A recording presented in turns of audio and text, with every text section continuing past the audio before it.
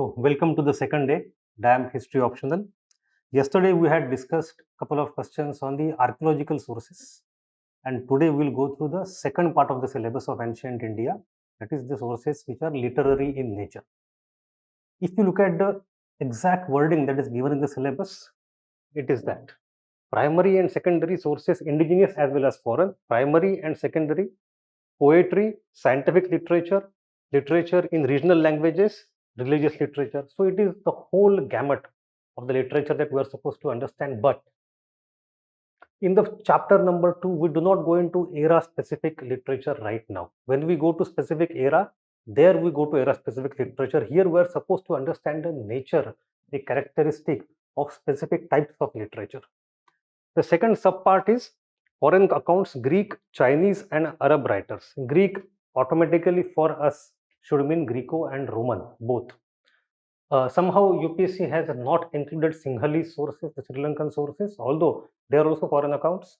But these are the three major foreign accounts. When we come to Chinese as well, it for us means entire East Asia, because we also have some Korean people who came to India. But majorly Greek, Chinese, and Arab writers. Now, this part of syllabus has been extremely important if you look at the previous year questions. And if you categorize the previous year questions, they fall into four major themes. The first theme is about history writing tradition. Right now, I am not going into specific genre of literature, but understand the types of questions that are being asked. The topic is not about literature per se, but about to what extent this literature can be used for reconstruction of history. So, literature as a source of history, that is our topic, and not purely literature. So, the first subcategory of questions that have been asked so far is history writing tradition in India. For example, to what extent ancient Shruti literature can be used for historical reconstruction? Or how did early Indian historical tradition as reflected in Itihas Purana emerge, and what are the distinctive features of this genre?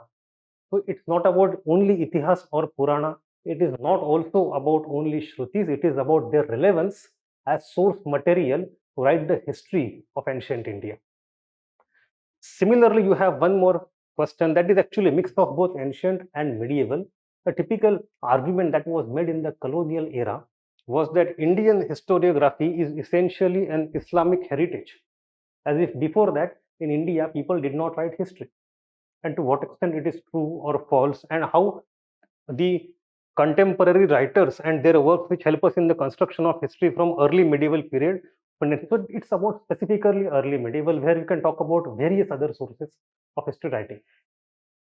One specific author that all of us know is Kallana, and Kallana has been asked numerously by UPSC, including in the latest year 2022. So these are the 5 questions that UPSC has asked over last 20 years. So every third, fourth year, one question on Kallana comes. It was asked in 2022. So statistically, we can guess that it might not be asked for next 2-3 years, but it has been a very important question. Then the second category is the foreign accounts. And in foreign accounts, there could be a generic question on the nature and character of foreign accounts, their usability, their historicity, their limitations, etc. Or a question could be on a particular foreign account. For example, a question has been asked about Megasthenes' description of Indian society and how it can be corroborated with the help of other contemporary evidences. So, juxtaposing one foreign account with all other evidences and finding out the limitations and advantages both. You have another question about Greco-Roman and Chinese accounts in a similar fashion, and how far is their information corroborated by other contemporary sources. So, it has been a consistent theme in foreign accounts that a question is generally not purely asked. It is generally in juxtaposition with some other accounts, some other sources. While using the accounts of foreign writers, historians must distinguish between the statements based on hearsay and those grounded in perceptive observations. Elaborate with examples. A statement directly taken from Upinder Singh and converted into question. In the recent year also, they asked one question. This year, 2022, it was again expected. And before that, for last 3-4 years, there was no question. One question was asked in 2018, general studies. Assess the importance of the accounts of Chinese and Arab travelers in the reconstruction of the history of India. So these are all typical questions. So this is the second category of foreign accounts. Then there is a mixed category where UPSC may ask you to compare the indigenous account with the foreign account and vice versa. So you have Harsha. Both of these questions come from Harsha era. Banabhatta is an Indian account and Yuan Sang is a foreign account, and you have to compare them. But this question can go beyond. And the most important and generic and conceptually more mature type of questions are the ones where you have to compare and corroborate literary sources with archaeological sources, both positive and negative. We just referred to it yesterday in the video. You have discussed critically the relative importance of the different source of history in Mauryan period. So for Mauryan, you have some literary and some archaeological. You have to compare and contrast them. The same question can ask about Arthashastra, Indica, and Ashokan inscriptions. Again, the similar question. Literature doesn't know Harappan people, while archaeology does not identify Vedic people. Critically examine. So for here you have both of them present, and you have to compare. Here you have both of them having some limitations, some absence, and then you have to compare. Do you think that archaeological evidence often helps in the better understanding of literary sources? Comment 2019. So in last 2-3 years, they have not asked a question on such kind of comparison. So what do we expect in 2023? Most probably a question on some kind of archaeological resource. Could it be coins, could it be inscriptions, as we discussed yesterday, or some kind of corroborative question between the inscriptions and literature. But it is just a background. Let us get to the question of the day. Despite the abundance of its literature, history is so miserably represented that in the whole of the great period of Sanskrit literature, there is not one writer who can be seriously regarded as a critical historian. Do you agree? Substantiate your claim. It is a very typical statement by some colonial historian, in this case A.B. Keith, Keith, A.B. Keith. But we don't need to know that. We can just look at the statement and try to understand its essence, its spirit, and then write the answer.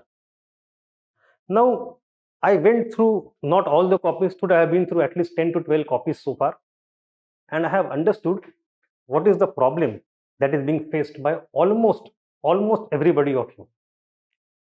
Is that this question in the statement form seems very easy, seems very self-explanatory, seems very obvious, but when you come to writing an answer, you're not able to create a kind of thread. What to write in the answer?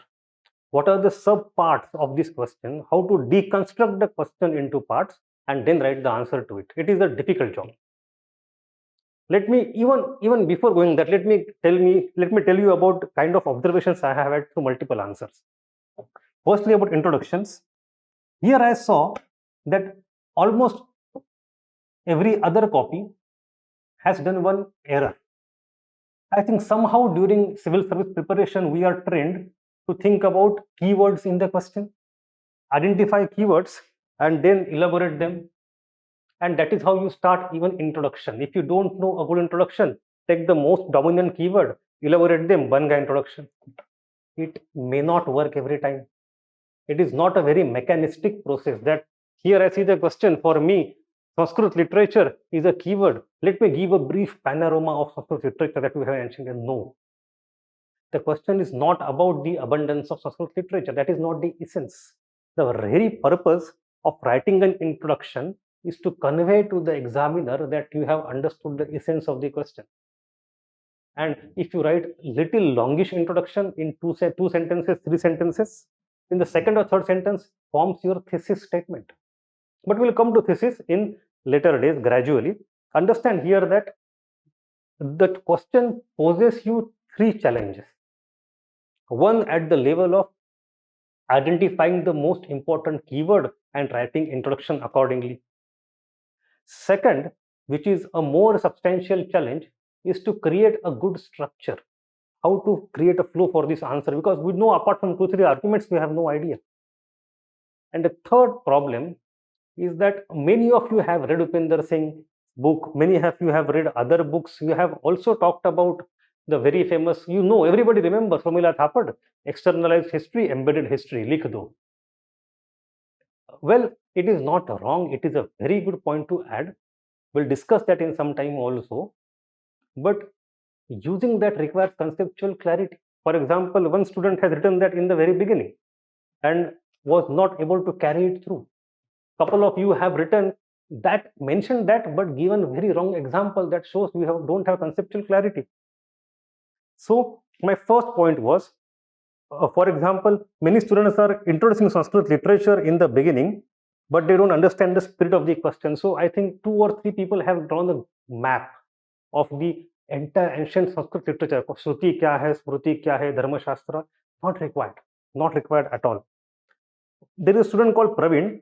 He started with a quote: "I am standing on water, but I am thirsty."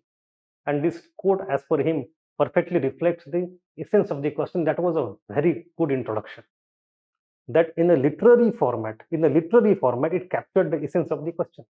And he concluded with another philosophical note. The introduction was literary, conclusion was philosophical, where he says that no author or literature is complete, and it is not possible to capture the complex reality of human existence completely in any literature ever. तो अंग्रेज के हमें बोलेंगे, हमें क्या, उनमें भी तो खामी है. The people who are criticizing Indian tradition themselves are not beyond criticism. It is a good way of concluding at a philosophical note. So this is a style that sometimes when you do not have historiographical examples, or you have less number of words to express, or you have good command over the essence, you can use that very well. But the major issue I found in this answer with almost every copy is that you don't know what the question is about. The question is not about Sanskrit literature and its usefulness as source material for history writing. For example, one student has talked about Vasudev Sharan Agarwala, proving that Panini's Ashtadhyayi is very good source material for writing history. It is true. F.E. Pargeter, a very famous historian, has ransacked the genealogies of Puranas to create a semblance of political history of the pre-Gupta era. Well, it is true. Lot of Sanskrit literature, including epics and Puranas, do offer some historical material to write history about. But that is not the question. So just writing the names of different books in Sanskrit and then indicating in the answer that, see, in this book, that was the historical source. In this book, that is the source that you can use. That is not the question. Is asking that you have the copious amount of Sanskrit literature which offers a rich raw material for writing history. That is accepted. Despite that, why don't you have historians in ancient India doing that? That is the question. So, not one writer who can be seriously regarded as a critical historian. So, you have, even in ancient India, lot of historical raw material in Sanskrit literature. It is not disputed in the question also, though there is no point in proving that there is historical material in Sanskrit. That is not asked. What is asked is why then there is no professional historiographical tradition established in India. So by citing various Sanskrit literature, you will not be able to write the answer, and that is not even the question. So ये एक important बात थी. And the third point I mentioned already while speaking Romila Thapar's concept of external versus embedded historic writing tradition, that is quite misunderstood by many people. For example, Ashtadhyayi or Vatsayana's Kama Sutra, these are not examples of externalized history writing. So you can use Romila Thapar either in the midway or better suited in the conclusion. It is a very typical and very good conclusion, a standard conclusion for such kind of answer. But you can use that only when you understand what she is trying to say. So don't commit an error like that. Anyway, come back to the question now. How the answer, that was the review of the questions, answers I have seen so far. Now, how this answer could have been written. This has been my constant endeavor, that there is no single model answer. There is no single model introduction. A same question can be interpreted and written in multiple valid ways. And what we are trying to do in this program is to attempt that kind of lateral thinking. So here I have come up with 3-4 possible structures of this answer, all of them could be valid ones. Some could be more valid, some is less valid, doesn't matter. For example, one way of structuring the answer is chronological. You go to Vedic era, later Vedic era, Janpad, Mahajanpad era, Maurya, post-Maurya, Gupta, early medieval, and in every era, whatever historical material you have, you talk about its limitations or advantages, as positive, negative, and just trace it through. But it is a very bulky and not very feasible structure. Some one or two people have done that also, but it is very difficult because you will end up repeating your points in every era. It will appear as if you have only examples and not arguments. Arguments remain similar for different eras. So that is not a very advisable structure, but it is doable structure. The second way, which is the simplest way, is to understand that this criticism is given by British colonial historiographers, or most probably even before that, Indologists. So you have in the first half of the answer elucidation of this statement given, what the statement means, and in the second half, why it is wrong. So take a critical approach. The question is critical. It asks you, do you agree, and substantiate your stance. So what is the statement? In the first half, you give colonial argument by many historians like Colonel Trotter and other people, and then you give the rebuttal given to them by nationalist historians. You can do that if you know argument 1, 2, 3 and rebuttal 1, 2, 3. It requires some understanding. It is not easy, but it is relatively easier and very valid structure to the answer. There could be more complex structures, but more appropriate as well. For example, copious Sanskrit literature, because it says we have great period of Sanskrit literature. Just in the introduction, give 1 or 2 lines about proving the volume of the copiousness of the Sanskrit literature, and then tell still there is no good historian except apart from Kallana. And then why and how? See, in this part, colonial argument is dismissing that Indians had any tradition of historiography. Here, they are giving you a rationale why Indians did not have history writing tradition. How colonial historians tried to explain the absence of the historians in ancient India. What are the arguments? And then you talk about India's own way of history writing in the context of Pamela Thapar or other people who say, no, what you mean by history and what we mean by history may be different. It is a social construct. It is history writing tradition is embedded in social reality. Society is different, civilization is different, history ke taraf ka approach would be different. So this is another way. Here you bypass the nationalist criticism, doesn't matter. You come to the modern view, why it is different. The fourth kind of structure is that you do not criticize ancient Indian literature the way colonial people have criticized. They may have some arguments, 1, 2, 3, 4, we'll see them in some time. They may have different arguments. Instead, you use the benchmark, the standard given to us by modern historians. What do you mean by history? History should have 1, 2, 3, 4, 5 characteristics. If they are present in that book, then that book is qualified to be called as history. If those things are absent, then it is not qualified to be called as history. You have to have rationality, causation, source criticism, time and space arrangement, all these things. And in this structure, then what you can do? You can talk of the openly avowed history books like Charitas and other biographies, which are historical, self-professedly historical in nature. Then you show that compared them with modern benchmark standards of what is called as history in various traditions like positivism. We'll discuss this thing as we go along. That you have to have source criticism, you have various criteria given by E.H. Carr or Collingwood. You don't need to know these names also for our syllabus, they are not there. But there is something called as history in modern times, and Indian standard books, traditional books, don't live up to that standard. That is the point. And then you can say, maybe the standards themselves, these standards, the modern standards, are the creation of the West. Creation of the post-Enlightenment French Revolution, post-Enlightenment thought. And these are not universal standards. They claim universality, but different societies, different civilizations may have different standards of looking at their own past. So how can you take European standards and judge Indian past? Right? So the same question can be answered in multiple ways, and all of them are equally valid. My point is that you have to learn to break down the question in multiple parts. What are the sub parts of this statement? There are 4 or 5 of them. First is Sanskrit literature is copious, but there is no history in the past. You can explain that. That is one important element of the answer. Then the second part is colonial criticism about why this happened, why there is no Indian historian, although we have a lot of resources to write history from. Then third, some attempts by nationalist historians, by some attempts by Indians to prove that no, we did have history writing.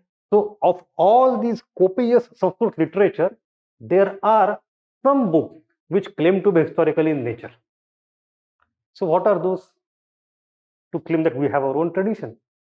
And then if you compare even these books, not all the books, but even these books which claim to be historical, if you compare these books with modern touchstone of what is history, even they are found lacking.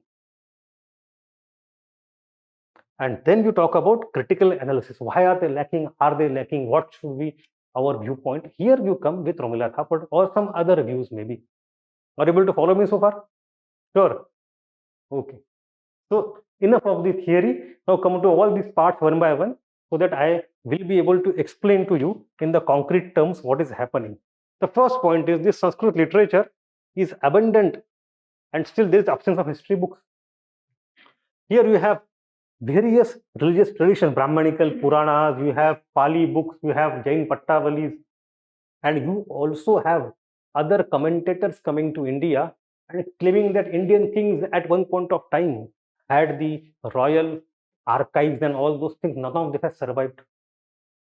There is a copious stone inscriptions, copper plates, variety of coins. So a lot of raw material is there to write history from, but there is no great historian. There is no Herodotus, there is no Thucydides, there is no Ibn Khaldun in our tradition, except for Kalnana. Why did that happen?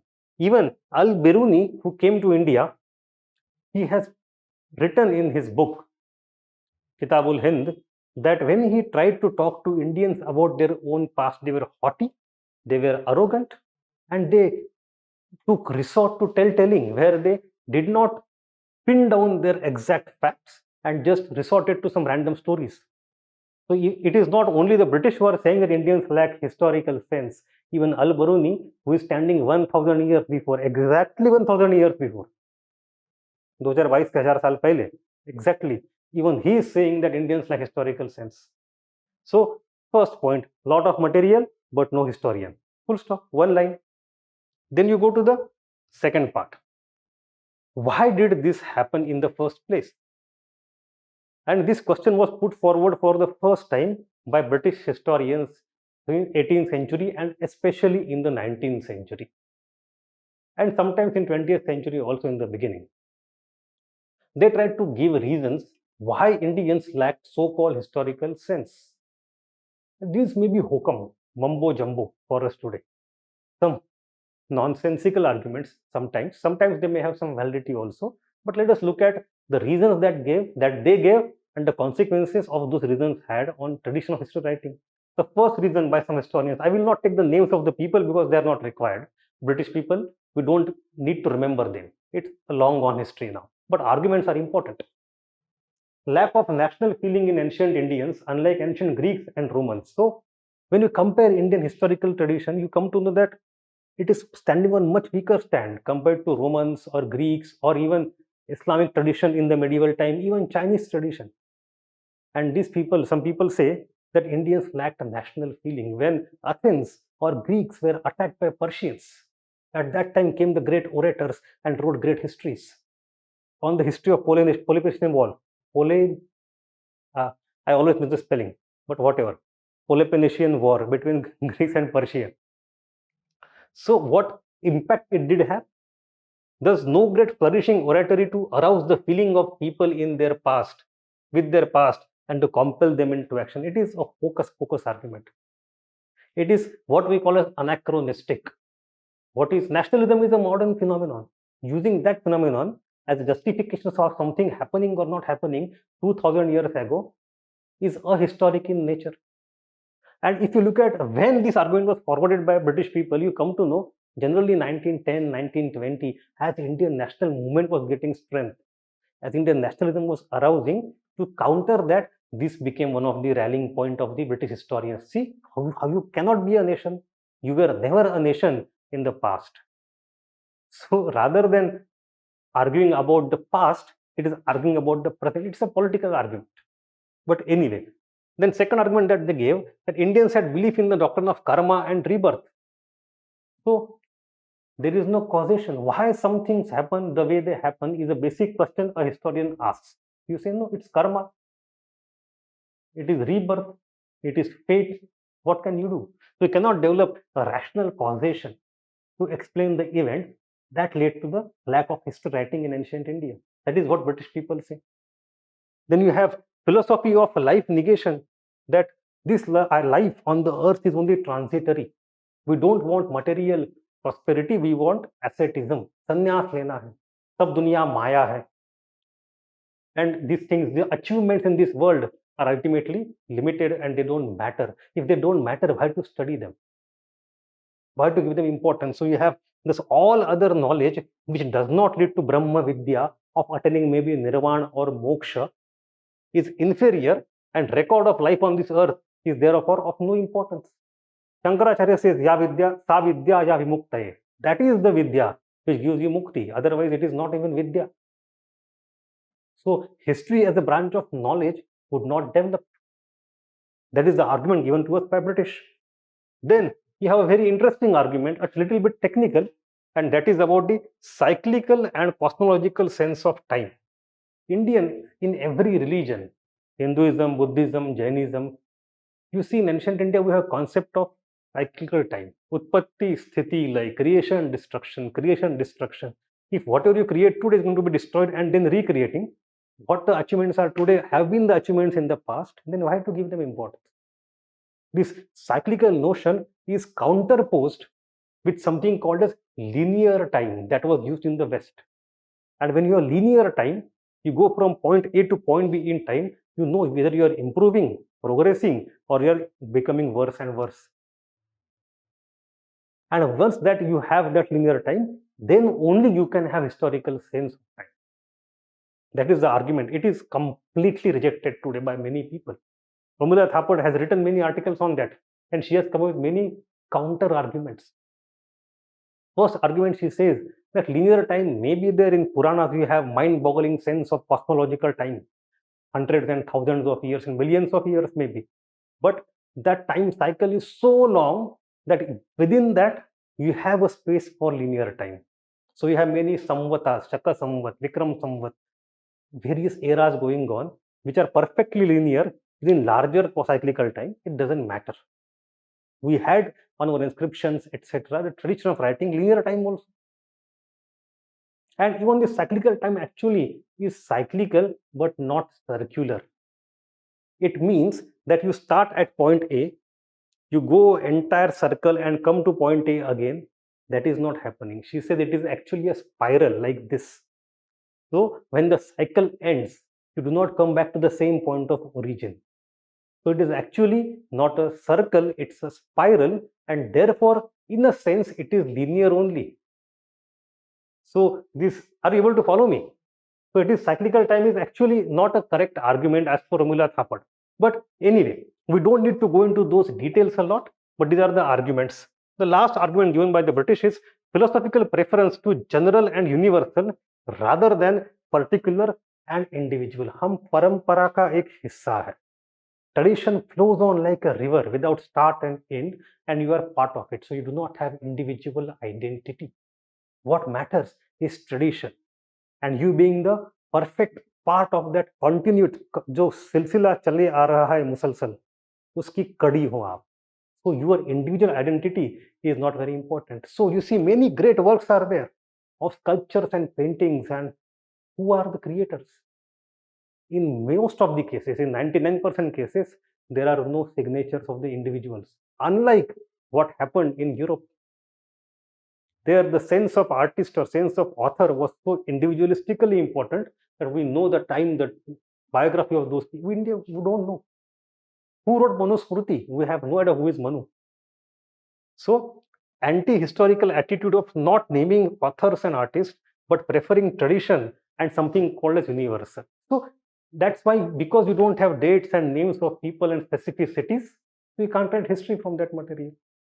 So these are the 5 arguments, or rather 5 main arguments given by British and the consequences. And with this, they tried to explain why, despite huge amount of Sanskrit literature, which has the capacity of becoming a source of history writing, why there is no great historian, because history did not matter much. There was no historical sense. So that is the argument given by British. But when you come to Indian historians, nationalist historians, you start understanding that no, it is not true. You do have, albeit in different way, you do have a series of books and articles and writings where there is historical consciousness completely present. And it evolves in various phases. For example, if you go to the oral tradition in the early era, you have a main focus that is on genealogies, vamshavalis, genealogies of whom? Of either royalty, the kings, or of the rishis and saints, but primarily of the kings. As we move in time, the kings' genealogies become more important than of communities or of saints and rishis. And they are embedded in multiple kinds of books or compositions. You have Vedic era, you have Gatha, Narashamsi, Akhyan, Vamsha, Vamshanucharitam, a lot of books, Danastutis. Danastutis are considered to be one of the first historical expressions in Indian history, where a person who is getting dan is singing peons of the one who is giving the dan. कि दाता कितना बड़ा है, तो उसमें कहानी आती है. In Rigveda, we have Dasharadnya Yuddha, the battle of 10 kings. That is also history kind of thing. The earliest war we know that happened in India, Dasharadnya Yuddha. Rather, the compilation of Vedas, not composition, but compilation of Vedas. Composition happens first. It remains in society in oral tradition, but somehow some people come and then artificially arrange them in some kind of sequence that is called compilation. Compilation happens afterwards. So compilation of Vedas seems to have started to happen from the later Vedic era, Kuru Panchal region.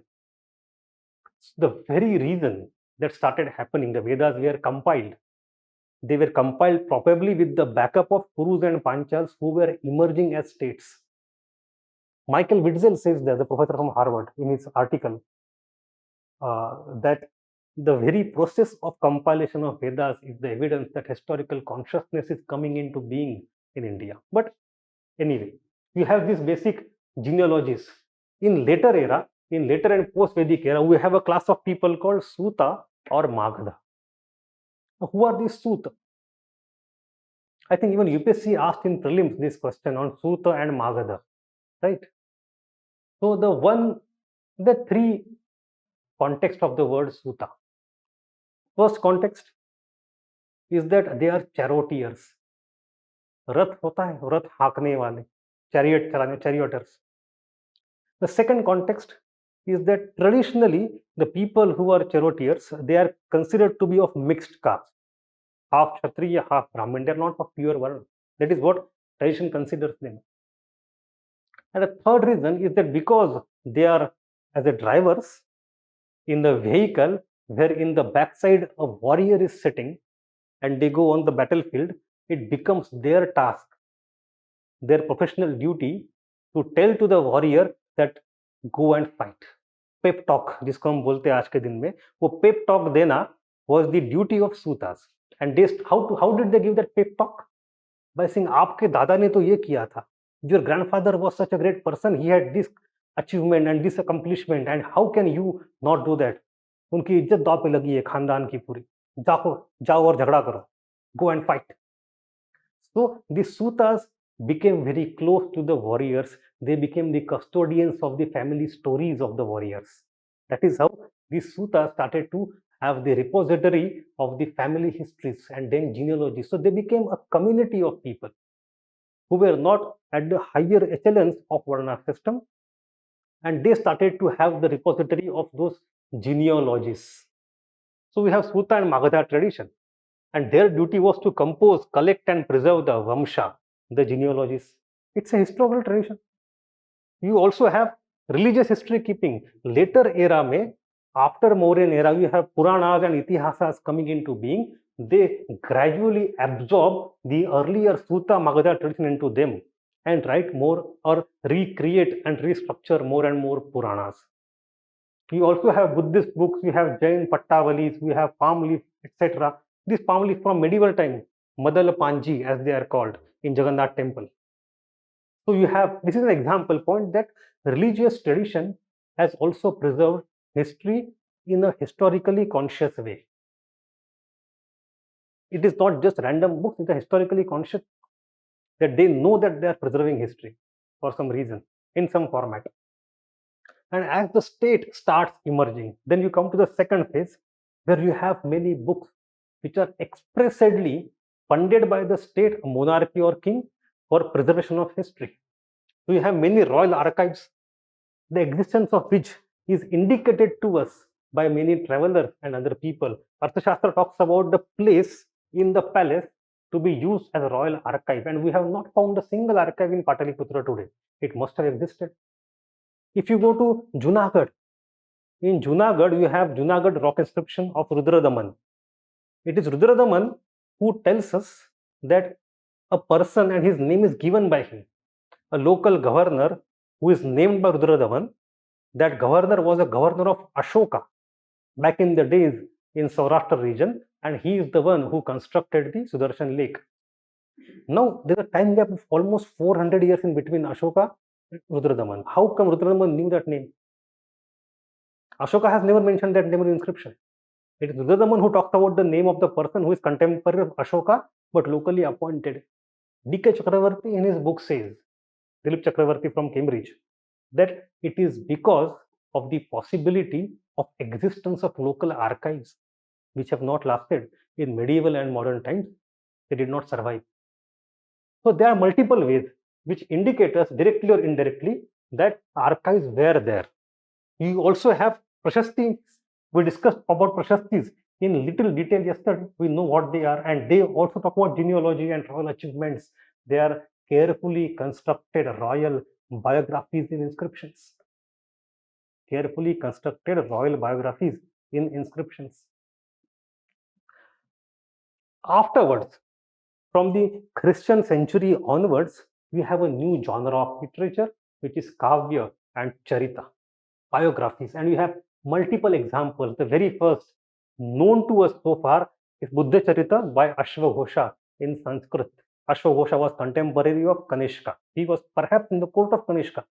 He was from East India, but when Kanishka had conquered East, he was given as her क्या कहते हैं उसको, ransack value or some kind of amount of compensation to the king so that the king will leave the people alive, apart from the begging bowl of Buddha. And then he went to, as story tells us, to Peshawar. But anyway, he wrote Buddha Charita in Sanskrit. It is the first known example biography, but it is of Buddha and not of a king. The first known Charita or biography of a king known to us is Harsha Charita by Banabhatta. And then you have series of them, lot of them. You have Gaudavahu, Vikramanka Deva Charita, you have Kumarapala Charita, from one is from east, one from west. You have Prithviraja Vijay. You also have Rama Charita by Sandhyakar Nandin. D should be not there. It's a spelling mistake. Sandhyakar Nandin in East India. It is very famous, you know. Why it is very famous, Rama Charita? Because if you read it in one way, it is biography of the king Ram of Pala dynasty. If you read it in the other way, it is the Ramayana story. So anyway, so we have these books. We have regional histories. We have Mushaka Vamsha by Atula, a very famous regional history of Kerala. We have very famous regional history of Kashmir, that is Kallana's Rajatarangini. If you go to deep south again, Deepa Vamsha and Mahavamsha are also regional histories of Sri Lanka. So in the extreme north, in Kashmir, we have Kallana. In extreme south, in Kerala, in later era, and then in south in Sri Lanka, we have these 2-3 books are probably more historically oriented. They show historical consciousness that comes close to what modern historical consciousness is. But in between these two extremes, in the entire land of India, we don't find any. So anyway, point is that despite the huge amount of literature that we have in the past, and we don't have historians, these are the possible reasons given by British. And then we say, no, that is not true. We do have historical consciousness. These are the books. They are the examples. But then comes the other question. If you try to test the quality of history writing in these books, which are professedly history books, and then compare them on the touchstone of modern history writing tradition, kitna khara utarte hai wo? Are these really histories in that sense, in the modern sense? Then here you come to the critical part. Criticism from the modern lens. The themes and the subjects. Object. Charitas mostly are biographies of kings and dynasties or great saints. They are not about the people. The very famous debate or difference between Herodotus and Thucydides is about that only. History of whom? Is history of political persons and religions, personalities the only history? If we are writing about culture of the people, of the society, of the community, is it not history? But by and large, these books generally focus, when they call themselves history, on the history, the genealogies of great dynasties. Their object is limited. You also have sense of time and place. They are not very keen. Sometimes they go in past, sometimes they come in future. They talk of thousands of years. In the famous story of Padmavati, although it is not from ancient India, it flies to Sri Lanka, comes back. Such kind of things are there. Sometimes fanciful. So we can't call all of them as history only. Then you have source diversity and source criticism, generally upset. So source is the source from based on which you are writing history. Kallana has done a great job where he has listed all the 10-20 sources he has used for history writing, and he has talked about the usefulness, the plus and minus of every individual source, including numismatics, coins and inscriptions. Also, Kallana has used coins and inscriptions to construct history. He talks about that. But he also used other books and Puranas and Akhyayikas. Most of them have not lasted today, they are gone. But anyway, point is that he was aware that he is using multiple sources, and then he is judging every source for its veracity. But most books in this category do not do that. If you come to medieval time, we have, I don't know how much of you know Islamic history and Islamic history writing. There is something called Isnad source criticism. We'll talk about that when we come to medieval paper in the next month, but these things are generally absent here. In hadith, that is used. Then a very important part, causation. When you explain certain event, you explain why it happened the way it happened. That is called as causation, and there are multiple types of causations possible. Some are rational, some are irrational. These all books talk about supernatural causation. For example, Agni Kula tradition. Why did Rajput come into existence? Agni Kula tradition. It's a mythology. It is historically, physically, materially impossible. So you are creating a mythology. There is a word called mythologization. So in India, we look at the tendency of the books to mythologize history or mythologize history. But anyway, Agni Kuja tradition, we have पूर्व जन्म, पिछले जन्म का पाप है, कर्म है, क्या करें? You have fate, आपके यहाँ में लिखा हुआ है, क्या करें? Divine intervention, सपने में भगवान आया, उसने आज्ञा की, I am doing it. If these are the causations you are using to explain why it is happening, then that is not a rational history writing. You can talk about human volition. Human volition is, if Akbar wanted it, Akbar did it, for example. Or you can talk about structural factors. But these things come in modern era. These things come in modern era to explain the way it happened. The causations that are used in the historical history books are not rational enough. You also have mixing of present and past. Prithvi Raja in the role of Lord Rama. Kali age. Why? समाज में क्या हो रहा है? Kali युग आया है. So these are the things that are used. You have literary style. The purpose of writing history was not to write history. The Brahmins in early medieval India who were composing genealogies, who were writing history or writing charitas also, their main purpose was to create great literature. full of rasa nishpatti, rasas. So Veera Rasa, for example, and this is ornate and flowery poetry, dramatic scenes, so that you are known as an author, you are known as accomplished narrativist, accomplished literator, and not as accomplished historian. So the objective in the mind of the author was not to write history, but to pursue literary affairs. And then you have purpose. Going beyond literary affairs, if there is any larger purpose, it is to give moral lesson. Moral lesson, didactic and narrative both. Morality, it is not about what happened in the past, it's about using past to tell you some moral lesson today. And whatever suits the moral lesson, I will get the story accordingly. So there is selectivism, there is bias, all these things come in, and then objective to hai nahi. If it in the era of the state is funding it, if you are a darbari, you will write something which is darbari.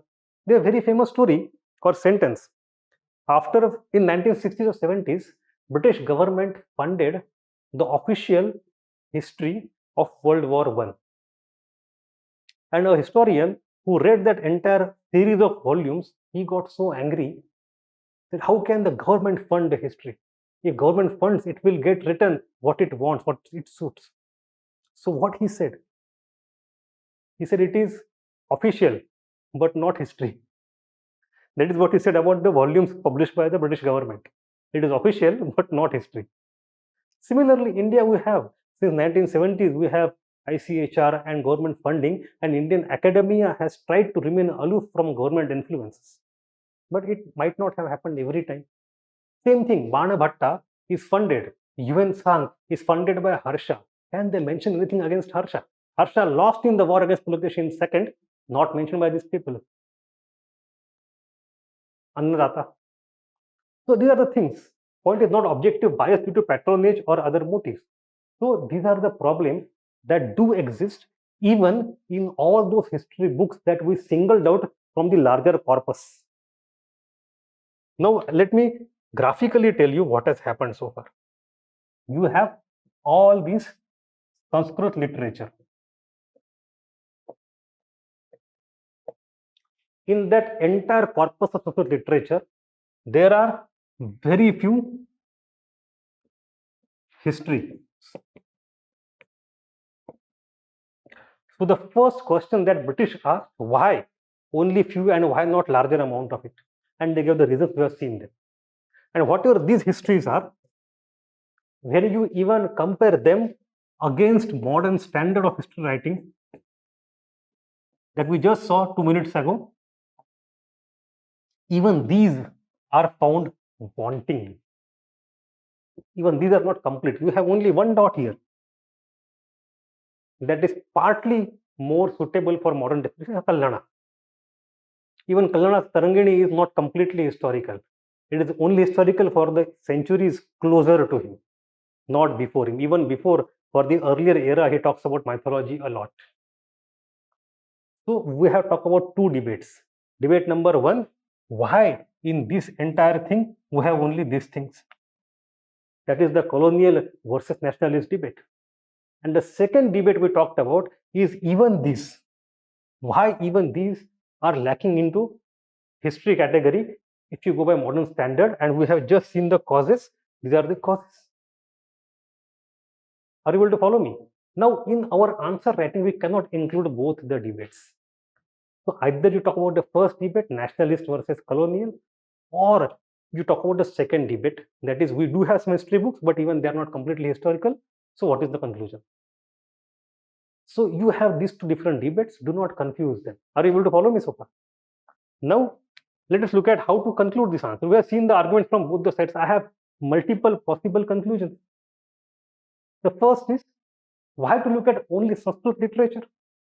There is a very important talk given by Rumila Thapad also, again, in one of her lectures. It is available on YouTube. I will have to find it out now. Long time ago I had seen that. He says, parallel to Sanskrit and interacting with Sanskrit, we have Pali tradition.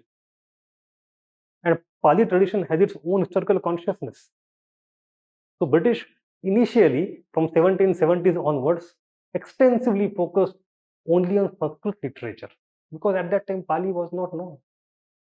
It is quite later, almost 60, 70 years after 1850s, we have Mahabodhi Society, and the father of Kosambi goes to Calcutta, then goes to Sri Lanka, brings back Pali, then Pali revival takes place. In 1850s onwards, we have Rhys Davids, etc., who bring entire Buddhist culture to the floor.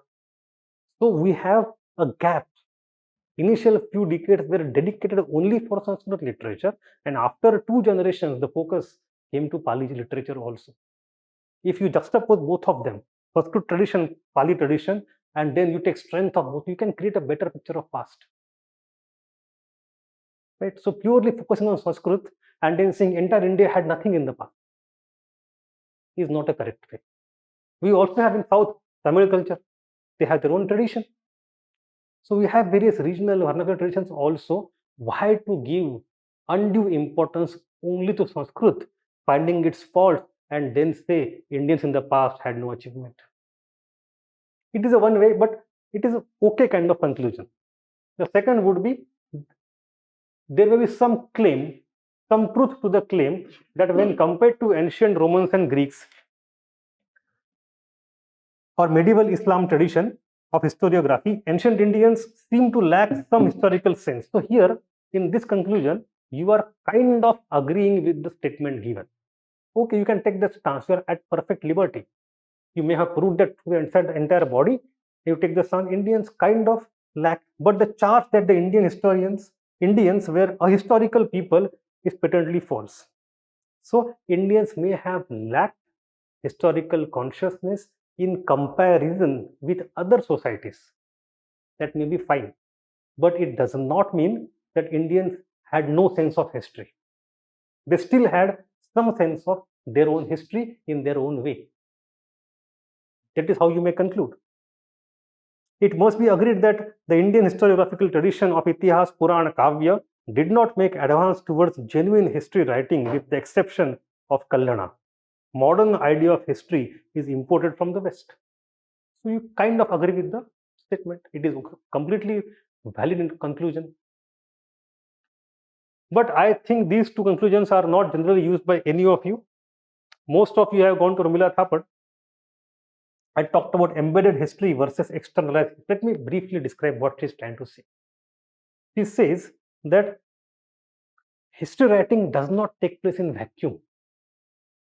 It is a part of social reality. The society has its own characteristics which get reflected into the nature of history writing. So when in ancient time, in the initial phase of ancient time, we have society which is lineage based, Vamsha based, where you have some history which is embedded into Puranas, mythologies, etc.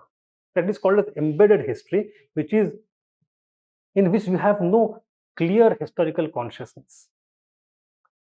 And then you have something called as externalized history. It comes when the monarchy or state system starts to emerge, and state requires its own validation by royal glorification.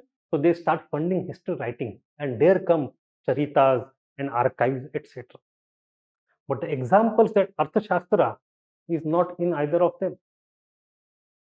Remember that Arthashastra is not a history book. We don't talk about that here. What we talk about here in the first half, we have Vanshanuvalis, we have Akhyanas, we have Puran, Itihas tradition. And in second part, we have Charitas and other biographies that come from the first millennium of Christian era. So example should be clear. What she is trying to say in short is that there is, even in ancient India, in both the phases, lineage-based phase or state society, in both these phases, there is a historical consciousness present. Although it may not have the similar historiographical expression the way other societies had at that time. So there is historical consciousness here also and here also. As society changes, the expression of that historical consciousness changes. But consciousness is still there, even in the earlier books. So you cannot expect every society, every civilization has the same way of expressing the consciousness of history. It can't happen. So what she's trying to do, she's saying that all these circular arguments and nationalism ka lack and spiritual problems, they are hocus pocus, they are irrelevant. What is important is the social context of history writing. That may be one way. And then there is a couple of lines given by Upinder Singh in her book beautifully. She talks that every society has different kind of historical traditions and they vary vastly from modern sense of history. Since ancient and modern societies differ from each other in so many respects, it is not surprising to find major differences in their ways of looking at their own past. It is a simpler way of saying the same thing that Tumla Thapad has said. Without becoming technical, it's very logical. Modern historians distinguish between myth and history. Ancient texts do not. The way in which the past was understood and represented in the ancient texts are very different from the methods, techniques, and goals of historical research today. So this is what you can conclude. You can take any of these stances. Either agree with the statement, don't agree with the statement. It's okay. My purpose was to tell you 2-3 things. Firstly, finding out the main keyword and explaining it in the introduction may not work every time if you don't understand the essence of the question. Secondly, some statements keep coming like this, and from these statements, even if you understand the essence, creating a structure is not very easy. I could very easily understand that you have written 2-3 pages factually correct, logically perfect, but still there is some kind of lack of consistency which is inherent in the answer because the argument is not clear in your mind. Now you have the clarity. Third thing, how to conclude. When you conclude, you talk of some kind of technical things like Romula Thapad has done, but while doing that, you have to have conceptual clarity.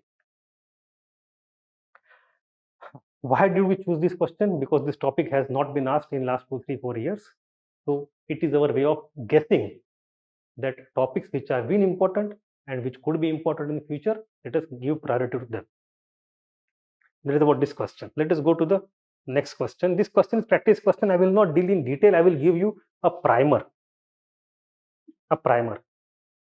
It is a different topic. It's on the periodization. Let me read the question.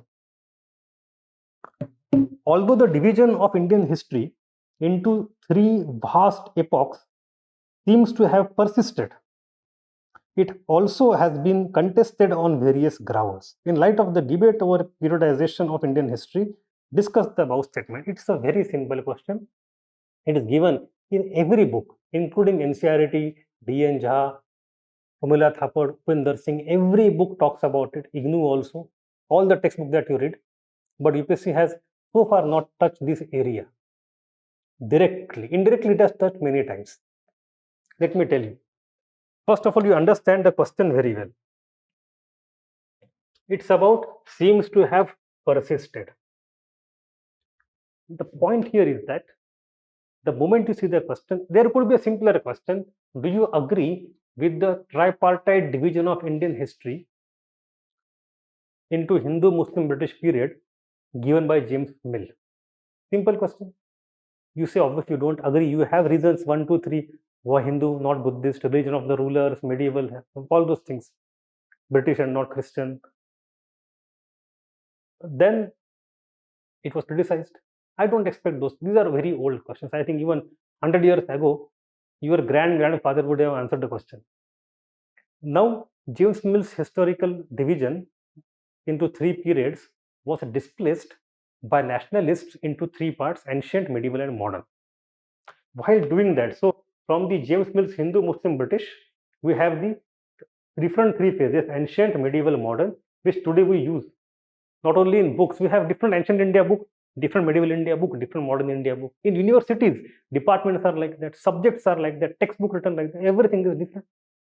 But when you go from this to this, beyond changing the names, have you changed anything else? Persisted. So we know that this is faulty, but is this even completely correct? That is the question. That some elements of Hindu, Muslim, British still persist into ancient, medieval, modern. Inherently, ancient, medieval, modern has not been able to completely do away with James Mill so far. That is the question. And now it has come under multiple debates. So let me tell you, what all different types of questions come from this era. Even let me first give you an idea. When you talk of historical eras, we have tripartite division. Now, tripartite division or tripartite periodization, that one is in prehistoric era, one is in historic era. In prehistoric era, we have a person called Thomason. In prehistoric era,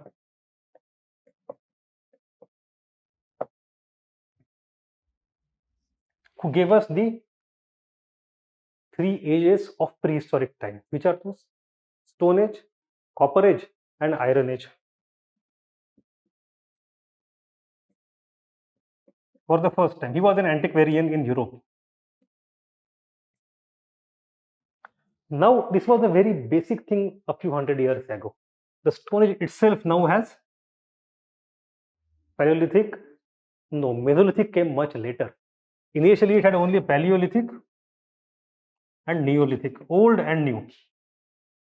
And then the timeline became clear. So Paleo became lower, middle, and upper. And afterwards, somehow we found an era in between, that is over here, which is Mesolithic. It is still debatable. Upinder Singh also refers to this issue: is there Mesolithic era or not? If it is there, what are its characteristics? Because some of the Mesolithic characteristics come from Paleolithic era and some come from Neolithic era. But anyway, in copper also we have Bronze era, we have Chalcolithic era, because copper has not been completely able to replace the stone. So we have Chalco and Lithic both. Chalcolithic era. But Chalcolithic does not come all the time out of Neolithic. In some places we have directly coming up. So we have some Chalcolithic sites and some Neolithic Chalcolithic sites, and they have their own problems. When you come to Iron Age, again we have different problems. So this is a debate that comes to prehistoric era about its periodization. We'll discuss that when you go to prehistoric era from the coming days. Right now, I am not in this question. In this question, this is not what is expected. When you say three epochs, it does not mean Paleo, Meso, Neo, or stone, copper, and iron. It talks about historic era. And historic era, as I said, you have Hindu, Muslim, British, ancient, medieval, moderns. Who is the first one who came with this ancient, medieval, modern? Do you know? His name is Christopher Cellarius. This person, whose name is given in the handout, don't worry, he talks about this kind of first time. So let us take this ancient. You have medieval and you have modern. It was a different basic scheme. If you want to talk about the criticism of what this is, this thing comes into being for the first time in Europe and not in India, that they start claiming after Renaissance that we are the modern man. And back in the ancient era, before the Christianity was accepted by Constantine, before that, before the church became dominant power, we had a glorious ancient epoch, golden age of Greek and Romans. And in the between today and in between past, there is a dark age when church is powerful, Christianity is controlling the Europe, and that is medieval time. So in this definition, what is presumed that today we are modern? Very back in the days, there was a glorious era, and between there is a degradation, medieval era. Now, is it applicable to India? Was Indian medieval era degradation? Was entire ancient India glorious? Are we even completely modern today? You see, answer to these questions is generally negative or qualified. So that is how you start questioning. When it came to India, it did not come with this nomenclature. James Mill brought Hindu, Muslim, British. It was changed into ancient, medieval, modern by nationalist historians. But still, the deadlines remain the same. Hindu period ended here. Muslim period started. It is at the very same deadline. Ancient ends and medieval starts. So what is the thing that is changing? Jaduranath Sarkar says, with Plassey, modern era begins. So British come, modernity come, British era, modern era. Again, they become coterminous. So this thing is now also very outdated. It is something that we are using only for the sake of convenience, but it does not tell us what is changing. When you say that era is changing, it is not just the label that changes. Rather, there is some underlying cause that changes. The basis of dividing history in multiple periods must be based on some rational argument. Then and then, only you will be able to come to know that where one era change goes into other era. So when in 1950s and 60s, Marxist historians came, they started going into different things, a material basis. And for them, the transition from ancient to medieval is about emergence of feudalism. Now, even today, that is discarded by many historians, but nonetheless, you have these things. So, in this scheme, what are the areas of contestation? Let me just give you a brief idea. Here you have, let us say, Gupta era. A question that is asked, is it a golden age? Is it a classical age? Before that, here you have, let us say, post-Mauryan era. Is it the phase of decline and political fragmentation and therefore India's going into dumps? Is it a dark age? British called it dark age. Today we know it. Even the question that was asked this year, Gupta era is standing on the shoulders of the achievements of post-Mauryan era economically. That was the question that was asked this year. So this is a separate question. The characteristic of post-Mauryan era, is it dark age or not? A separate question. Gupta era is golden age or not? A separate question. Gupta era is classical age or not? Golden and classical are not the same things. They are two different questions. And both of them have been asked separately by UPSC in the past. Then you come to this era, early medieval. Now this became a new debate. Nature and characteristic of the early medieval. Is it feudal? Is it not feudal? We have many debates. Feudalism thesis, its opposition. You have integrationist school or processual school, its opposition, all those things. Then you come to medieval. You also don't have modern, you have here Mughal era from 1500 to 1800, which now is called as early modern era. It is a very important thing. The characteristic of Mughal era have changed with the help of historians like Sanjay Subramaniam and other people who talk of the early modernity, early globalization. The question that was asked by UPSC this year also, that how in the Mughal era we have the subcontinental single market emerging. That question is based on the premise of the idea of early modernity. Without referring to the concept of early modern, you cannot answer that question. But anyway, we come to modern era. After that also you have many debates. For example, 18th century itself is a debate. Is it a dark age or age of prosperity? And UPSC has asked that question multiple times. This debate of 18th century matches very well with debate of post-Mauryan. Dark age or not? Early medieval. Dark age or not? 18th century, dark age or not? We have three debates. Similar arguments. Era changes, specificities change. You also have now here postmodern. But these things are not yet in the part of history optional. They are part of other things. A question could also be asked which can very well be answered based on only NCERTs. That was there a medieval age in India or not? A simple 10 marker. Was there a medieval age in India or not? So my point is not to give answers to all these questions today. What I wanted to tell you that Hindu, Muslim and British is replaced by ancient, medieval, modern till it consists of some legacy, some heritage of the British colonial perspective in it, and it is being questioned at multiple levels, at all these levels that are in red. The debates which are still alive. So in this answer, you are just supposed to talk about why historians need to have different periods. In the first place, what is its use? Then you talk of James Mill, nationalists, and even then, what are limitations of nationalists? These are all the debates. Khatam.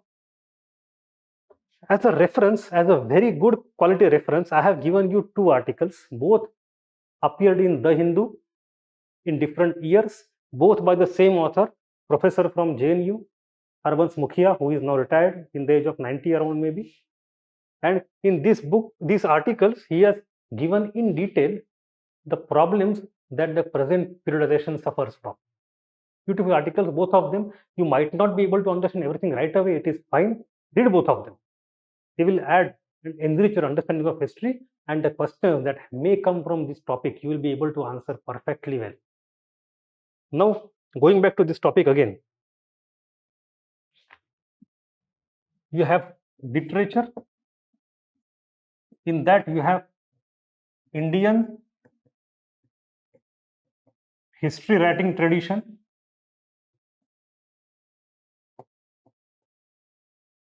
including Kallana. You have foreign accounts. You have Indian and foreign comparison, and then you have literature and archaeology comparison.